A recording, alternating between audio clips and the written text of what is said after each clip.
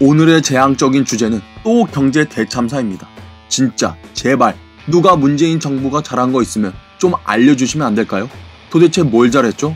문바들아, 이명박근혜 적폐청산만 하면 대한민국이 잘 살 거라면서요. 느그 제인이가 정권 잡으면 한반도에 평화가 오고 우리나라 경제가 떡상한다면서요. 평화가 경제라면서요. 여러분, 근데 결과가 전부 어떻게 됐나요? 촛불 적폐청산 이명박근혜 빽 외치던 애들이 오히려 국민들 개돼지 취급하며 자기들은 위선자 행세하고 뒤에서는 몰래 온갖 불법적인 거 다 하면서 챙길 건 아주 악착같이 챙겼고 평화가 경제다라며 정치, 경제를 1도 모르는 국민들을 그저 감정적으로만 선동했지 그들이 말하는 평화는 결과적으로 원래부터 존재하지도 않았던 허상이었고 그들이 말하는 평화는 대한민국의 평화가 아니라 북한의 평화, 더 정확히 말하면 김정은 독재 정권의 평화. 그리고 그 평화 환상 또한 고작이라면 고작일 수 있는 김정은의 미사일 발사 장난으로 먼지같이 사라졌고, 자, 이제 문재인 정권에 우리 대한민국에 남은 건 뭘까요? Nothing. 아무것도 없어요. 아, 하나 있네요. 문재인 정부의 처참한 경제 성적표. 가처분 소득 10년 만에 마이너스, 최저임금 인상, 복지 확대에도 가처분 소득 오히려 0.5% 줄어, 저소득층 가계소득도 2.5% 하락, 하위 20% 소득, 5분기째 감소, 역대 최장, 최저임금 쇼크 지속 여파. 여기서 도대체 무슨 말이 더 필요할까요? 저도 점점 문재인 욕하기도 힘들어지고 있어요. 사람이 그렇잖아요. 맨날 부정적인 것만 보면 원래 그런 사람이 아니었어도 사람 자체도 성격이 나빠지고 괴팍해지면서 없었던 우울증, 피로감이 생기고 막 변하잖아요. 지금 제가 딱 그래요. 그래서 진짜 마음 같아서는 에라이 모르겠다. 나도 그냥 대깨문 돼서 정신승리나 하면서 살다 그냥 가자. 이런 정말 해서는 안 되는 나쁜 생각까지 막 들기 시작했어요. 제가 여러 번 말씀드렸듯이 경제는 정말 다양한 변수가 있어서 변명거리도 많고 어떤 경제적 현상에 대한 원인이 단순하게 딱 떨어지는 게 아니기에 뉴스를 보면 또 대깨문들은 늘 그렇듯이 이상한 통계자료 들고 와서 문산당 애들 쉴드 치며 댓글 조작이나 하고 있지만 이번 10년 만에 마이너스를 기록한 가처분 소득 감소도 두말하면 잔소리, 입 아플 정도로 너무 명백히 문재인 때문이라는 게 증명됐어요. 벌어들인 돈보다 세금, 국민연금, 건강보험료, 이자 비용 등 매달 의무적으로 내는 비소비 지출로 나가는 돈이 더 많아지면서 나온 결과다. 세금, 국민연금, 건강보험료, 이자 비용이 왜 늘어났을까요? 세금은 말 안 해도 아시죠? 툭하면 추경, 툭하면 무슨 세금 붙이겠다. 그래서 결과는 작년 계획보다 더 거친 세금 25조 원, 역대 최대. 국민연금은요? 작년 국민연금 수익률 마이너스 0.92%, 금융위기 이후 10년 만에 마이너스. 국민연금이 마이너스 났으니까 어떻게 할까요?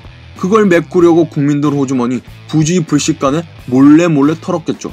그러니까 그 결과 연금 지출 9.1% 떡상. 건강보험료는요?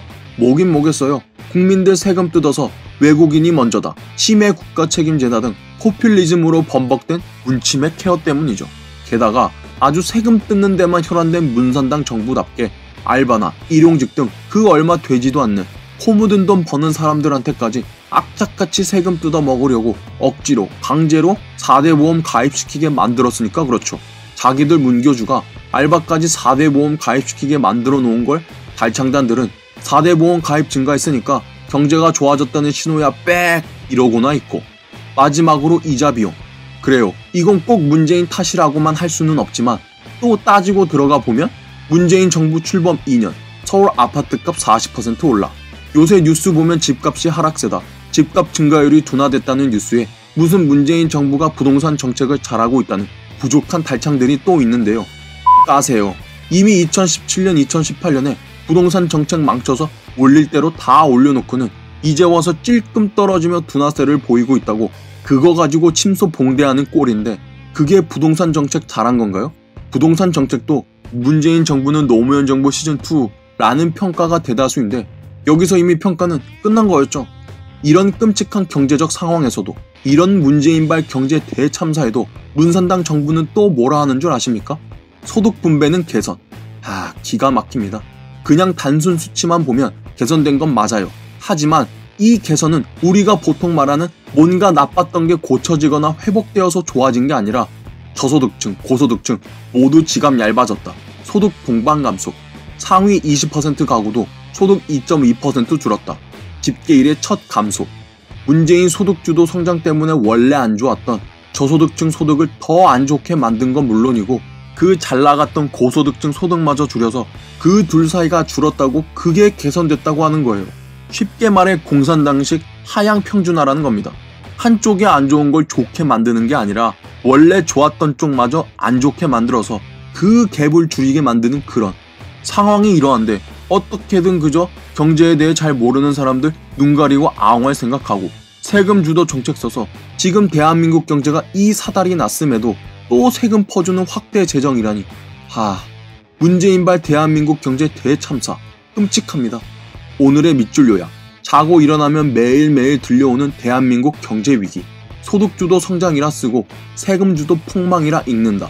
통계로 명명백백히 증명되는 경제 대참사의 원인. 문재인이다. 문산당이다. 숫자는 거짓말하지 않는다. 그러나 거짓말쟁이들은 숫자를 이용할 뿐이다.